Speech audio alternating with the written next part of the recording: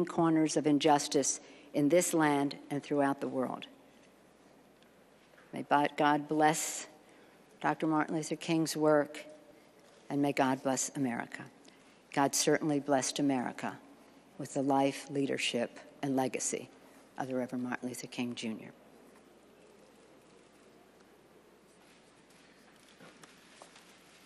Ladies and gentlemen, the Majority Leader of the United States Senate, the Honorable Harry Reid.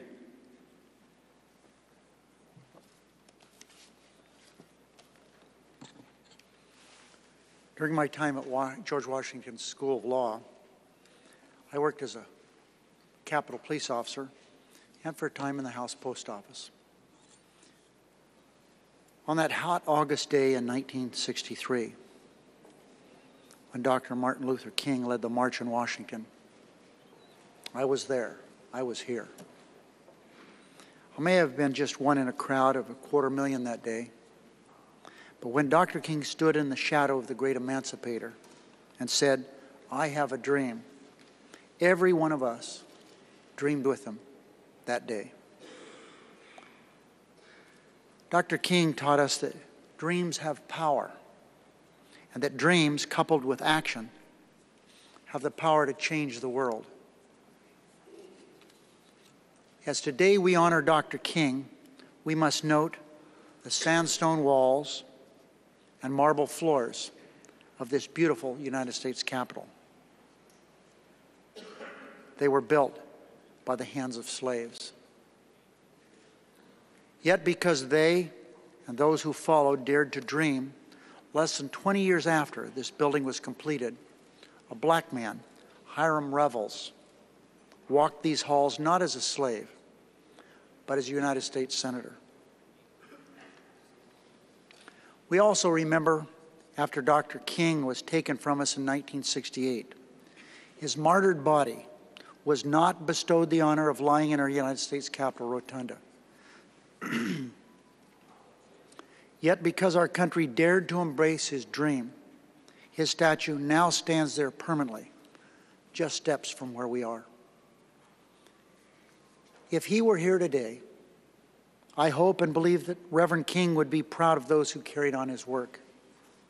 Without doubt, he would be proud of our friend and his disciple, John Lewis, who serves in Congress with distinction. And of course, he and Mrs. King would be proud of their children, civil rights leaders in their own right. But we know this: though Reverend King would acknowledge and appreciate our progress, he would tell us that the struggle continues and there are still mountains to climb. One mountain we must climb: the millions of children and working people who don't have the health care they need. One mountain we must climb: the growing gap between rich and poor. One mountain we must climb: the high dropout rates and overcrowding that plague our public schools. One mountain we must climb is ending the war in Iraq. Some may say, why address a controversial issue in a setting like this? The answer comes from Reverend King himself. From the pulpit of Riverside Church in New York City on April 4th, 1967, 1 year to the day before his death, Reverend King said, and I quote, "A time comes when silence is betrayal, and that time has come for us in relation to Vietnam," end of quote. In Dr. King's memory, we must not be silent about the things that matter to this generation. It is not enough to honor him with speeches, tributes, or ceremonies alone. He'd be the first to tell us that. Our responsibility is to continue his dream with courage, with hard work, so that we can, as he said, make our old world a new world.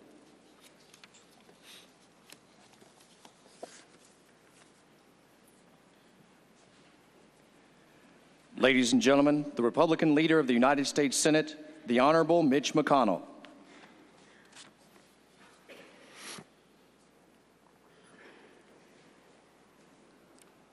The Reverend Dr. Martin Luther King, Jr. had his own thoughts on how he wanted to be remembered. In a famous sermon at Ebenezer Baptist Church, he once spoke about the drum major instinct,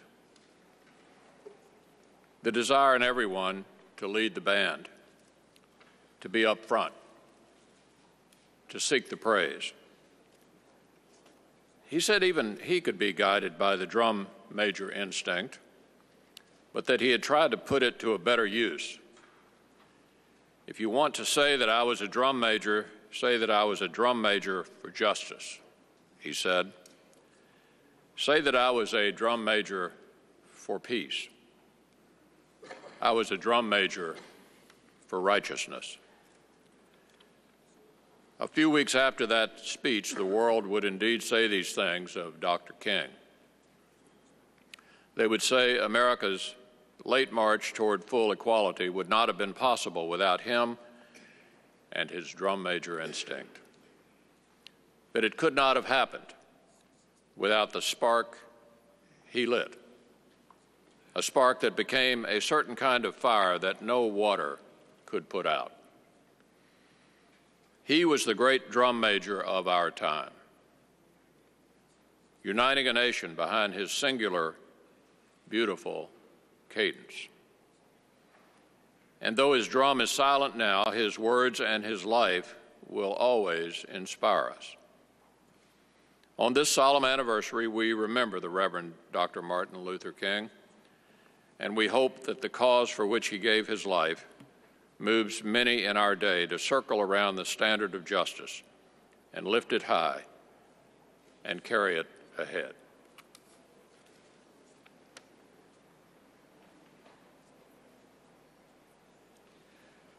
Ladies and gentlemen, the Republican leader of the United States House of Representatives, the Honorable John Boehner. It's not enough to say that Reverend King was America's greatest civil rights leader or that he was a great national leader. He was all of those things and much more. What is often missed or overlooked is that Reverend King based his love of freedom, his desire for his equality, and his entire ministry on his unshakable faith. As a minister of the gospel, Reverend King made it clear that the struggle for freedom was an act of obedience to the Lord. His words today stand as a source of inspiration and hope for Americans of every race and every creed. In a sermon in 1956, Reverend King imagined he was St. Paul writing a letter to America's Christians. This imaginary letter was harsh medicine for a nation struggling to end segregation. But he added these words of encouragement to those standing for justice. Never succumb to the temptation of becoming bitter. As you press on for justice, be sure to move with dignity and discipline and using only the weapon of love. In your struggle for justice, let your oppressor know that you're not attempting to defeat or humiliate him. With this attitude, you'll be able to keep your struggle on high Christian standards. Reverend King often quoted a line from the poet William Cullen Bryant, that truth crushed to earth will rise again. In his famous sermon, Give Us the Ballot in 1957, right here in Washington, Reverend King said this: "There is something in our faith that says to us, never despair, never give up, and never feel that the cause of righteousness and justice is doomed. There is something in our Christian faith at the center of it, which says to us that Good Friday may occupy the throne for a day, but ultimately it must give way to the triumphant beat of the drums of Easter." Today we honor Reverend King's legacy and celebrate the changes he made possible. We should also remember that his unfailing faith that freedom, equality, and all of the values that we hold dear are ultimately founded not on a man or on a government, but on God. We are one nation under God, and no American believed it or lived it more deeply than Martin Luther King Jr. And as we gather today,